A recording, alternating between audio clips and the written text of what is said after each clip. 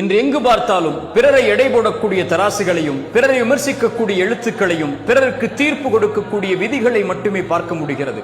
இறைத்தூதருக்கு முன்னால் செல்வந்தர் ஒரு வருகிறார். அவரை பற்றி நபித்தோழர்களிடத்திலே கேட்கும் போது நபித்தோழர்கள் சொன்னார்கள், இவர் மக்கள் மத்தியில் கண்ணியமானவர் என்று. ஏழை ஒருவர் வந்தார். அவரை பற்றி கேட்கும் போது நபித்தோழர்கள் சொன்னார்கள், மக்கள் மத்தியில் கண்ணியம் இல்லாதவர் என்று.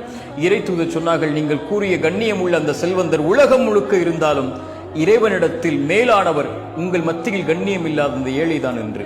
இறைத்தூதருடைய வாழ்வில் ஒரு மது குடித்தார். இறைத்தூதர் அவருக்கு தண்டனையை கொடுத்தார்கள். ஒரு நபித்தோழர் அவரை சபித்தார். இறைத்தூதர் சொன்னார்கள், அவரை சபிக்காதீர்கள், அவர் இறைவனையும் இறைத்தூதரையும் நேசிக்கக்கூடியவர் என்று.